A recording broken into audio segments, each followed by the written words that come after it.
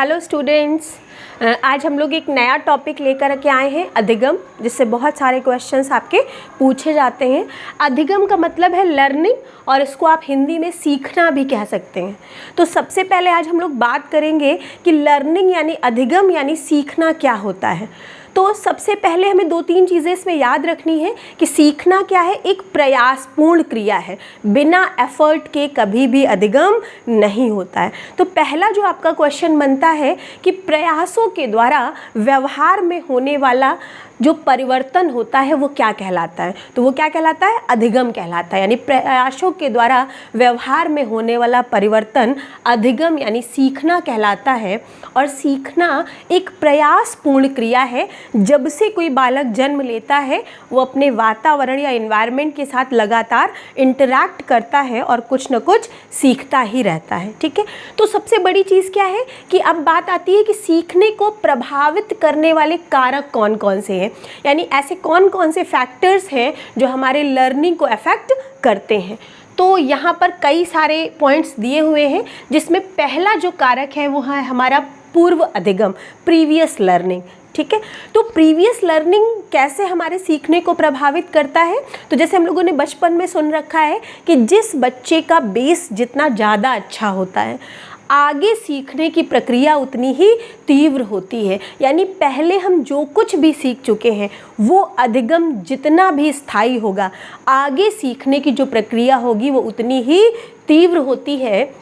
इसीलिए शिक्षण प्रक्रिया में हम सदैव क्या करते हैं कि पहले हम बच्चों के पूर्व ज्ञान को जानने की कोशिश करते हैं। जब हम लोग लेसन प्लान बनाते हैं तो सबसे पहले हम लोग इंट्रोडक्टरी क्वेश्चंस रखते हैं, प्रस्तावना प्रश्न पूछते हैं। और प्रस्तावना प्रश्नों का जो उद्देश्य होता है वो बच्चों के पूर्व ज्ञान को जांचना होता है। हम बालकों के पूर्व ज्ञान को जांच करके नवीन ज्ञान को उसी से जोड़कर आगे बढ़ाते हैं। तो इन केस अगर बच्चे का प्रीवियस नॉलेज बहुत कम है तो हम बच्चे को बेस से लेकर के चलते हैं, और अगर बच्चे का प्रीवियस नॉलेज अच्छा होता है तो हमारे जो आगे पढ़ाने का तरीका या जो सीखने की प्रक्रिया होती है वो भी थोड़ा सा अपडेटेड फॉर्म में होती है। तो पहला वो फैक्टर जो हमारे सीखने को प्रभावित करता है वो क्या है, प्रीवियस लर्निंग। दूसरा यहाँ पे दिया हुआ है अभिप्रेरणा यानी मोटिवेशन।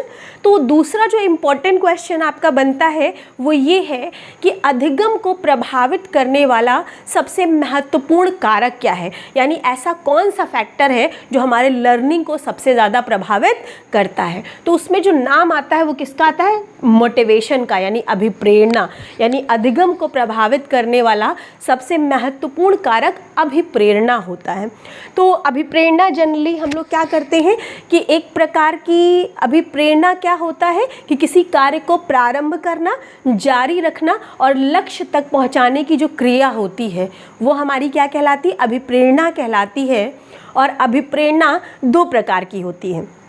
पहली तो है आपकी आंतरिक अभिप्रेरणा यानी इंटरनल मोटिवेशन, और दूसरी है बाह्य अभिप्रेरणा, यानी उसको बाह्य प्रेरणा के नाम से यानी एक्सटर्नल मोटिवेशन के नाम से भी जाना जाता है। तो आंतरिक अभिप्रेरणा क्या होती है कि वे अभिप्रेरक जो हमें स्वयं से प्राप्त होते हैं वो किस में आते हैं, इंटरनल मोटिवेशन में आते हैं। जैसे हमारी रुचि हो गई, इच्छा हो गई, सीखने की तत्परता हो गई, किसी लक्ष्य को प्राप्त करने की आकांक्षा हो गई, ये सभी हमारे इंटरनल मोटिवेटर हैं। यानी ये हमें स्वयं से प्राप्त होते हैं और हमारे अंदर से हमें मिलते हैं।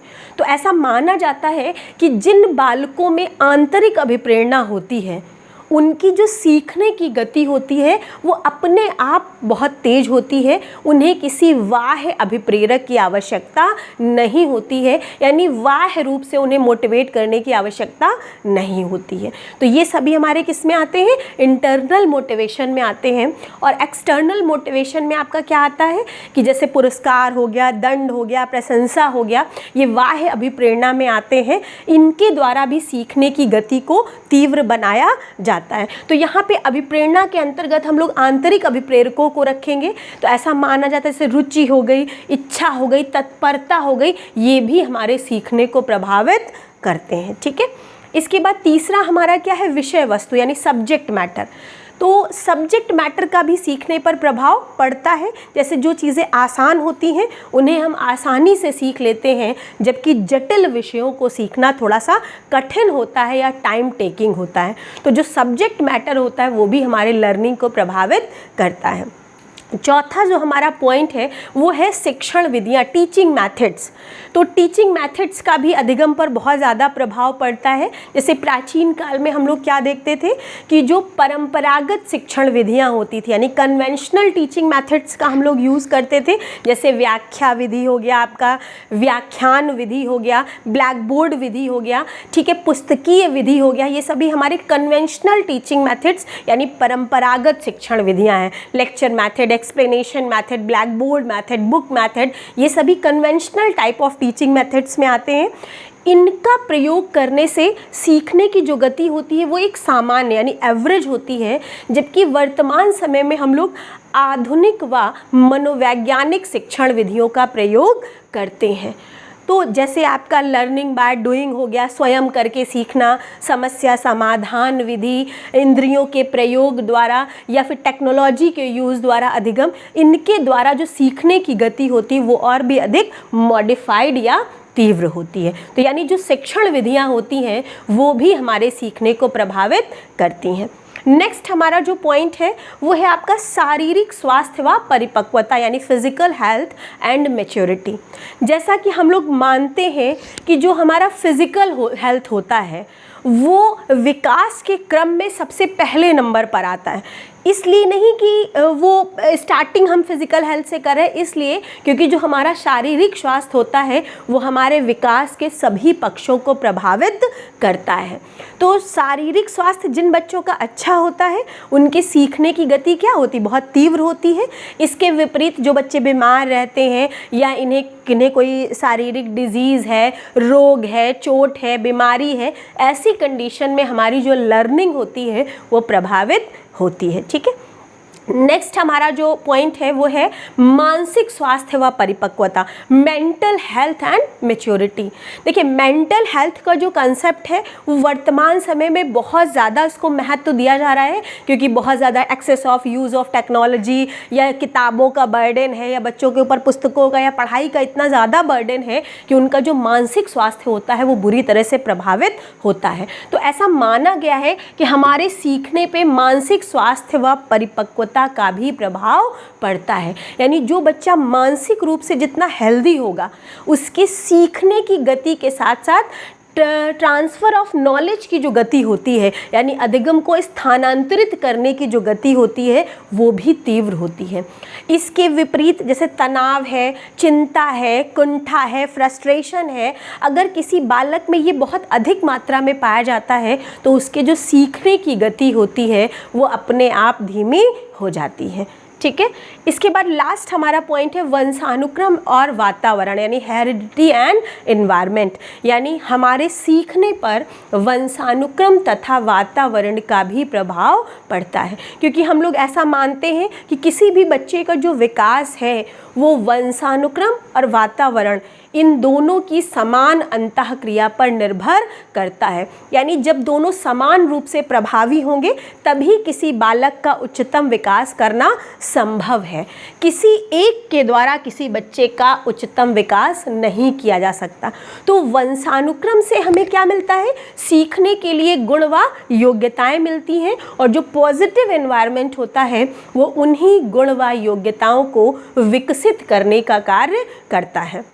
ठीक है भाई, तो ये दोनों भी हमारे अधिगम को प्रभावित करते हैं। तो बेसिकली हमारे लर्निंग को अफेक्ट करने वाले जितने भी फैक्टर्स यहाँ पे दिए हुए हैं वो कौन कौन से हैं, पूर्वाधिगम, अभिप्रेरणा, विषय वस्तु, शिक्षण विधियाँ, शारीरिक स्वास्थ्य व परिपक्वता, मानसिक स्वास्थ्य व परिपक्वता और वंशानुक्रम तथा वातावरण। ठीक है भाई, इसके बाद हम लोग बात करते हैं कि बहुत ज़्यादा क्वेश्चन इससे भी पूछे गए हैं आपके कि अधिगम के वक्र यानी कर्व्स ऑफ लर्निंग। तो तो अधिगम के वक्र क्या होते हैं? तो सबसे पहले हम ये लोग ये जानते हैं कि अधिगम के जो वक्र होते हैं वो सीखने की प्रगति के सूचक होते हैं। यानी अधिगम में हमने कितनी प्रोग्रेस की है उसको प्रेजेंट करते हैं, यानी सीखने के संबंध में ये हमारी सफलता की मात्रा को प्रदर्शित करते हैं। अधिगम के जो वक्र होते हैं वो 4 होते हैं। पहला देखिए यहाँ पे बना हुआ है सरल रेखीय वक्र यानी स्ट्रेट लाइन कर्व। इसका ये फिगर बना हुआ है, यहाँ से यहाँ तक की जो लाइन है वो हमारे द्वारा किया गया प्रयास यानी सीखने के लिए हमने कितना प्रयास किया है या हमने सीखने में कितना समय दिया है, ये लाइन उसको प्रेजेंट कर रही है। यहाँ से ये जो वर्टिकल लाइन है वो आपकी सीखने की मात्रा को प्रदर्शित कर रही है, और ये जो हमारी रेड कलर से लाइन बनी हुई है ये हमारी लर्निंग लाइन यानी अधिगम वक्र रेखा है। तो यहाँ पे हमने क्या देखा कि अधिगम वक्र रेखा हमारी बिल्कुल स्ट्रेट जा रही है। अगर हम इन बिंदुओं को ऐसे मिला दें, इसको यहाँ से, इसको यहाँ से, फिर इसको यहाँ से, इसको यहाँ से, इसको यहाँ से और इसको यहाँ से, तो हम क्या देख रहे हैं कि सीखने के लिए हमने जितना प्रयास किया है उतनी ही मात्रा में हमारे सीखने में भी वृद्धि हुई है। यानी जिस अनुपात में हमारा प्रयास बढ़ा है उसी अनुपात में हमारे सीखने में भी वृद्धि हुई है। फिर देखिए हमने सीखने के लिए इतना प्रयास किया और हमने क्या देखा कि हमारे सीखने की मात्रा में भी उसी अनुपात में वृद्धि हुई है। यानी जिस अनुपात में हमारा प्रयास बढ़ रहा है हमारे सीखने की मात्रा में भी उसी अनुपात में वृद्धि हो रही है। तो सरल रेखीय वक्र ये कहता है, इसे समानुपातिक वक्र भी कहा जाता है, कि जिस अनुपात में सीखने के लिए हम प्रयास करते हैं या समय देते हैं उसी अनुपात में हमारे सीखने की मात्रा में भी परिवर्तन होता है। यानी हमारे द्वारा किया गया प्रयास और अधिगम की मात्रा, इन दोनों में समानुपातिक परिवर्तन देखने को मिलता है।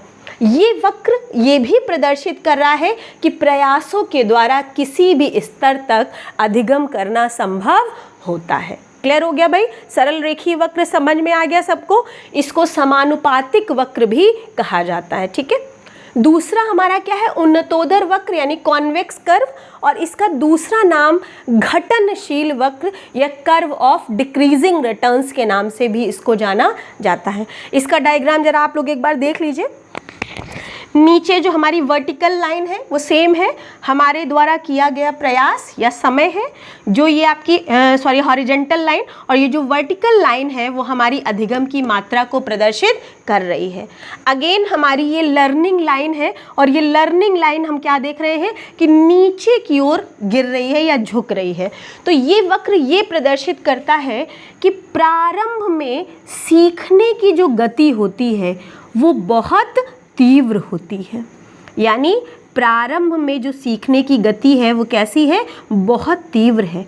लेकिन जैसे जैसे हमारे प्रयास बढ़ते जा रहे हैं सीखने की मात्रा में कमी या गिरावट आ रही है और अधिगम वक्र रेखा नीचे की ओर झुकती हुई दिखाई दे रही है। यानी अंत में हमें घटती हुई अधिगम की मात्रा प्राप्त हो रही है। चलिए देखिए इसको हम लोग डायग्राम से समझते हैं। स्टार्टिंग में हमने सीखने के लिए कितना प्रयास किया, यहाँ से स्टार्ट करके यहाँ तक, यानी इतना हमने प्रयास किया है और उसके बदले में हमने सीखा कितना है? कम से कम 2.5 गुना के अनुपात में हमने यहाँ से सीखा। यानी इतना मैंने सीखा और प्रयास कितना है? इतना, यानी बहुत थोड़ा। थोड़े के से प्रयास से भी हमने बहुत कुछ सीख लिया है। फिर हमने अपने प्रयास को यहाँ से बढ़ाकर यहाँ तक किया और हमने क्या देखा? सीखने की मात्रा में भी काफ़ी वृद्धि हुई है। लेकिन जैसे ही हमने अपने प्रयास को यहाँ से बढ़ाकर यहाँ तक पहुँचाया तो देखा आपने कि प्रयास तो हमने ज़्यादा किया है लेकिन हमारे सीखने की मात्रा में कोई बहुत ज़्यादा परिवर्तन नहीं हुआ है। फिर हमने अपने प्रयास को यहाँ से बढ़ाकर यहाँ कर दिया और फिर हमने क्या देखा कि यहाँ पर हमारी अधिगम वक्र रेखा शून्य हो गई। यानी जितना हमने पहले सीखा था उतना ही हमने बाद तक स्थायी रहा है, यानी प्रयास तो बढ़ा है लेकिन अधिगम की मात्रा में कोई परिवर्तन नहीं हुआ है। आगे जाकर के हमने अपने प्रयास को और बढ़ाया लेकिन हमने क्या देखा कि अधिगम की मात्रा हमारी घटती जा रही है। यानी जैसे जैसे हमारे प्रयास बढ़ते जा रहे हैं हमारे सीखने की मात्रा में कमी दिखाई दे रही है और अधिगम वक्र रेखा हमारी नीचे की ओर झुकती हुई दिखाई दे रही है। यानी घटती हुई अधिगम की मात्रा हमें प्राप्त हो रही है, इसीलिए इसको घटनशील वक्र यानी कर्व ऑफ डिक्रीजिंग रिटर्न्स के नाम से भी जाना जाता है। तो इसका क्वेश्चन आपके पास कैसे बनेगा कि किस वक्र के अनुसार प्रारंभ में सीखने की गति बहुत तीव्र होती है लेकिन जैसे जैसे प्रयासों की मात्रा बढ़ती है अंत में घटती हुई अधिगम की मात्रा हमें प्राप्त होती है। तो कौन सा वक्र है आपका? उन्नतोदर वक्र यानी कॉन्वेक्स कर्व हम इसे कहते हैं। इसके बाद तीसरा जो हमारा वक्र है वो है नतोदर वक्र यानी कॉनकेव कर्व। यहाँ पे ये डायग्राम बना हुआ है। हॉरिजॉन्टल लाइन हमारी समय और प्रयास को प्रदर्शित कर रही है, वर्टिकल लाइन हमारी अधिगम की मात्रा को प्रदर्शित कर रही है और ये हमारी लर्निंग लाइन है जो ऊपर की ओर जा रही है। ये उन्नतोदर वक्र का जस्ट अपोजिट है। इसमें क्या कह रहा है कि प्रारंभ में सीखने की गति बहुत धीमी होती है, यानी प्रयास हमारा ज़्यादा होता है और सीखने की मात्रा बहुत कम होती है। लेकिन जैसे जैसे हमारे प्रयास बढ़ते जाते हैं सीखने की मात्रा में तीव्र गति से वृद्धि होने लगती है और अधिगम वक्र रेखा हमें ऊपर की ओर उठती हुई दिखाई देती है। यानी अंत में हमें बढ़ती हुई अधिगम की मात्रा प्राप्त होती है, इसीलिए इसे वर्धनशील वक्र या कर्व ऑफ इंक्रीजिंग रिटर्न्स के नाम से भी जाना जाता है। यानी प्रारंभ में सीखने की गति कैसी है? बहुत धीमी है, यानी प्रयास की मात्रा अधिक है, सीखने की मात्रा कम है। लेकिन जैसे जैसे प्रयासों की मात्रा बढ़ती जा रही है सीखने की मात्रा में तेजी से वृद्धि हो रही है और अंत में अधिगम वक्र रेखा हमें ऊपर की ओर चढ़ती हुई दिखाई देती है, यानी बढ़ती हुई अधिगम की मात्रा हमें प्राप्त होती है। ठीक है, लास्ट देखिए हमारा क्या है, चौथा मिश्रित वक्र यानी मिक्स्ड कर्व। इसके दो डायग्राम बने हुए, इसे एस आकार का वक्र भी कहा जाता है। इसको हम लोग इस तरह से भी बना सकते हैं और इस तरह से भी बना सकते हैं क्योंकि ये उन्नतोदर तथा नतोदर इन दोनों ही वक्रों का एक मिला जुला रूप है। इसमें प्रारंभ में सीखने की मात्रा कम, बीच की स्थिति में तीव्र और अंत में घटती हुई अधिगम की मात्रा। इसमें प्रारंभ में सीखने की मात्रा अधिक, बीच की स्थिति में कम और अंत में पुनः बढ़ती हुई अधिगम की मात्रा हमें प्राप्त हो रही है। यानी व्यवहारिक जीवन में मिश्रित वक्र ही पाया जाता है। यानी जब भी हम शिक्षण करते हैं या पढ़ाई करते हैं तो कभी भी अधिगम की मात्रा एक समान गति से ना तो नीचे गिरती है और ना ही आगे बढ़ती है, बल्कि समय और परिस्थितियों के अनुसार सीखने की मात्रा में बदलाव होता रहता है। इसीलिए व्यवहारिक जीवन में मिश्रित वक्र ही पाया जाता है। ये वक्र ये प्रदर्शित करता है कि समय और परिस्थितियों के अनुसार अधिगम की मात्रा में उतार चढ़ाव बना रहता है। कभी ये धीमी गति से, कभी ये तीव्र गति से आगे बढ़ती है। ठीक है भाई, सबको समझ में आ गया? तो यहाँ पे ये हमारा पॉइंट क्या था कि अधिगम के वक्र कितने हैं? तो यहाँ पे 4 है। पहला क्या है? सरल रेखीय वक्र। सरल रेखीय वक्र को समानुपातिक वक्र, क्योंकि इसमें जिस अनुपात में हमारे प्रयास बढ़ रहे हैं उसी अनुपात में हमारे सीखने में भी परिवर्तन हो रहा है। दूसरा क्या है? उन्नतोदर वक्र या घटनशील वक्र, कॉन्वेक्स कर्व। ये बताता है कि प्रारंभ में तो सीखने की गति बहुत तीव्र है, लेकिन जैसे जैसे हमारे प्रयास बढ़ रहे हैं सीखने की मात्रा में कमी या गिरावट आने लगती है और अंत में अधिगम वक्र रेखा नीचे की ओर झुकती है, अर्थात हमें घटती हुई अधिगम की मात्रा प्राप्त होती है। ठीक है, ये इसका जस्ट अपोजिट है आपका नतोदर वक्र। इसमें प्रारंभ में सीखने की गति धीमी है, लेकिन जैसे जैसे हमारे एफर्ट्स बढ़ते जा रहे हैं सीखने की मात्रा में भी तेजी से वृद्धि हो रही है और अंत में बढ़ती हुई अधिगम की मात्रा हमें प्राप्त हो रही है। इसीलिए इसको वर्धनशील वक्र या कर्व ऑफ इंक्रीजिंग रिटर्न्स के नाम से भी जाना जाता है। लास्ट हमारा क्या है, मिश्रित वक्र यानी मिक्स्ड कर्व। ये उन्नतोदर और नतोदर दोनों ही वक्रों का मिला जुला रूप है। व्यवहारिक जीवन में और शिक्षण प्रक्रिया में मिश्रित वक्र ही पाया जाता है। इसमें प्रारंभ में सीखने की गति धीमी या तेज, बीच की अवस्था में धीमी या तेज और अंत में पुनः तेज या धीमी की अवस्था देखने को मिलती है। क्लियर हो गया? यानी समय और परिस्थितियों के अनुसार हमारे सीखने की मात्रा में लगातार परिवर्तन होता रहता है। ठीक है, आज के लिए इतना ही टॉपिक। नेक्स्ट टॉपिक में हम आपको फिर नेक्स्ट वीडियो में यहीं से अधिगम के सिद्धांत से कंटिन्यू करेंगे। तब तक के लिए थैंक यू वेरी मच। आप लोग स्क्रीनशॉट ले सकते हैं।